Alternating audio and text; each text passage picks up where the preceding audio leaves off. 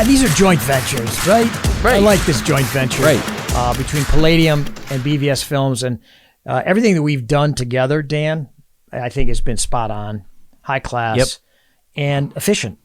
Right. You know, Right. I don't know if communication is like that today. No, it's true. You know, I mean, we're in this studio here. We're banging out a bunch of these. We're Right, going to do a bunch of them. Yeah. And, you know, we look at that way with our customers, too. You know, when you come in, we want to be efficient with them. You Sure. want to be efficient. We all want to be efficient. So we'll do multiple things and, you know, get a lot of information out for people. Yeah, and also, too, no surprises, right? Right. Right. So clear, concise, consistent messaging, communication is important so that, and you know, the nomenclature today is interesting and also references are interesting. So Yes. I've noticed that I can't reference things, okay, or bring things up that were so ingrained in the way I was raised or the people that I was raised with because it's an older reference Yes. lost on a younger audience. Yeah. Not only is it that, but also the way we say things today are lost on the younger audience. Yeah. Because they're interesting way of communicating, and they're actually offended by eye contact. Is it really? Is that you've seen that? It's interesting. It's interesting. I've known people like that, and you know, it's weird how that happens. And most of my conversations are via emails anymore, so I really don't do a lot of the eye contact. Right. But you're right, you know, and it's funny because if you go back 70 years, Yeah. our parents probably thought the same thing about, or our business people that era probably thought the same thing about us, you know? Oh, for sure. You know, what are those kids, you know, driving, whatever it might be, you know? Yeah. Oh, my dad could not stand the clothes I wore. Oh, really? Well, you know, he came from the gray flannel suit era. Oh, right. You know, yeah, button down, you know, with I mean, if it was crazy for him if he had a light blue suit on. Yeah, right. You know what Yeah. I mean? Oh, wow. Yeah, All it was right. blue or gray or black, and that was Yeah. it, you know. And that's industries too, you know? Well, he sold mainframe computers. Oh, okay. You know, Yeah. IBM. Okay. He was the IBM guy. Yeah. You know what I mean? He actually sold against IBM. He was with Honeywell and Univac and Okay. Amdahl.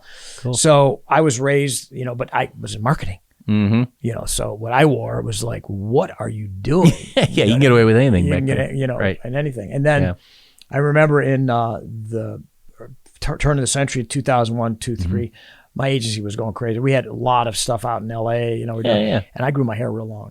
Oh, yeah. Yeah, and I had a ponytail. I got to see a picture of that. Dude, it was. I'll show it to you. I had a pony, and I was dressing, you know, like a rock star, dude. You know, I mean, Yeah. And my dad was just like, "How are you making money?" Yeah, right. And we're seeing that today, right? Yes. With AI, with the ability of the youth to be able to do an Instagram post and make whatever, or do or a TikTok video and make whatever, and have to really have absolutely no people skills whatsoever. Yeah. You know, I look at the Jake Pauls of the world, and he actually grew up the next city over. Well, Dominic Abinator wrestled his brother Logan. Oh, okay. Pinned him. Logan. You know, Abinator's a good. Yeah, you know, so local guy. I interviewed Dominic, and we talked about it. Yeah, local guy, you know, and they just were kind of personable on the, you know, and next thing you know, he's ruling the boxing world now, you know, with what he's doing. Right. But, you know, and I guess it's a two double-edged sword with that, because there are a lot of kids that think, oh, I can just go do it. Sure. And they put all their resources into that, and then when they fail at it, they don't look at it as an opportunity to grow. They look at it as like, oh, I failed. Yep. I can't do anymore. Can't do it. You know, but he's so lucky for doing that. I see that a lot with the young victim kids. mentality. Yes, Yeah, the dreamer mentality. victim. You have this dreamer, and then you can't do it because you have no persistence. You have no, you know, like we were saying, no steel anymore. Yeah. Go- or role models that are, you know. Go. I mean, back in the day, right? Everybody had a job in the factory. Yeah. Right. Okay. Well, those are tough jobs. Yeah. You had to bust ass. Yeah. Right. Yeah. Well, today, who works in a factory? Nobody. No. You know what I Yeah. mean? So there's no tough jobs out there to have, you know, and life experiences to have that. So your communication, and then you're able to communicate through text and through email and not have any impersonal. kind of, very you know, impersonal. interaction, so that you have that human connection, both good, bad, or indifferent. Yeah. And so you miss all those opportunities to grow. Right. And then the other thing too is that what you were saying about that is that the inability to really see reality.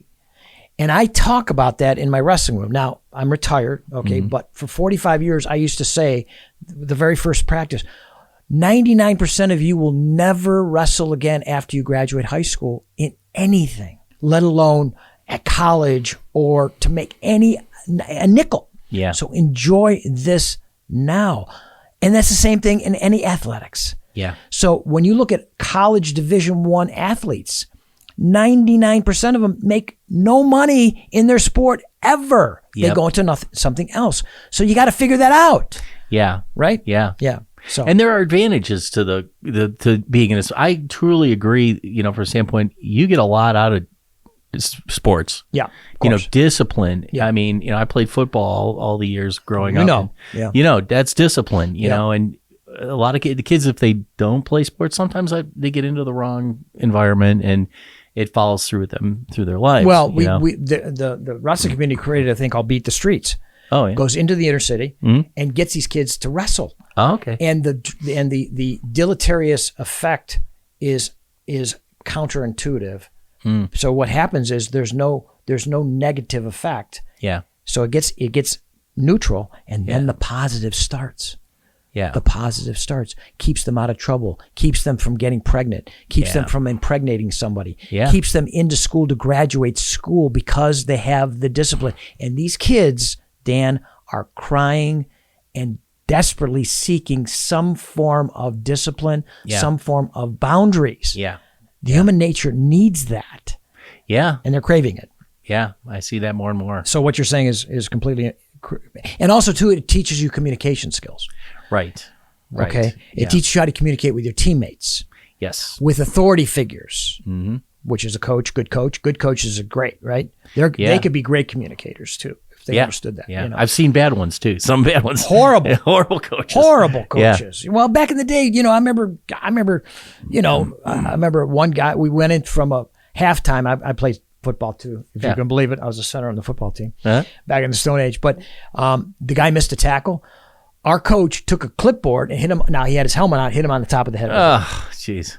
Okay, well, it was a Stone Age, right? Yeah. You can get away with that, right? So I was raised with great coaches. Yeah. My wrestling coach was fantastic, Hall of Famer, terrific. He was like a second father. Nice. My football coach, a Neanderthal. And look where it took you. You know what I'm saying? I mean, by having a good coach in wrestling, you became a wrestling coach and, excelled tremendously. And so many times I would call him up. Yeah. Tell me how to communicate better. And one of the biggest things that I learned was from an advocate of, a student of his, was how to coach through the pandemic. And he said to me, he didn't tell me how to do it. He says, look to be evolved more than ever during this time. Interesting. And I completely changed the way I coached during that time. Really? Yeah. All I did was teach them to wrestle their match. Have a blast. I didn't teach hardly anything because there was just precious time. If we had an hour and a half, we didn't know if we were going to have an hour and a half the next day. Yeah. And they got good quick. Oh, and they enjoyed the sport. And we grew that program to 30 kids in high school. Wow. And Dan, there hadn't been 30 kids on that high school in Chagrin Falls since the 70s. Wow. Yeah. Wow. Because they enjoyed it. So it's communication, right? Very interesting. Yep. So what's the takeaway on this? What would you say a good takeaway would be? I think do unto others as they wish to be done unto. The That's platinum a good rule. one. Yeah. Listen, okay, and see how they want to be communicated with. Not the way you want to communicate, but the way they want to be communicated with. But then teach them how to communicate with you. Right. Right. So listen how the they want most to. efficient way. Exactly right. Most efficient way, but also it's a teachable moment. Yes. That there is other ways to communicate, but the way you want to be communicated. So, but first and foremost, communicate to them the way they wish to be communicated to, and then teach them how to communicate back to you the way you want to be communicated. Right. Right. So there's the symbiosis there. Right. Very good. Very good.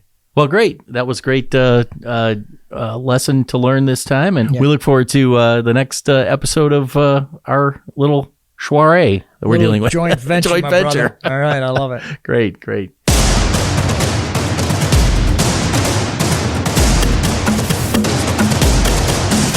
Looking to take your podcast to the next level with video? Are you looking to develop a podcast but don't know where to start? From recording and editing to final distribution and marketing, we can help every step of the way to make your podcast stand out and get the results it deserves. Contact us today at premierpodcastpros.com to take your podcast to the next level.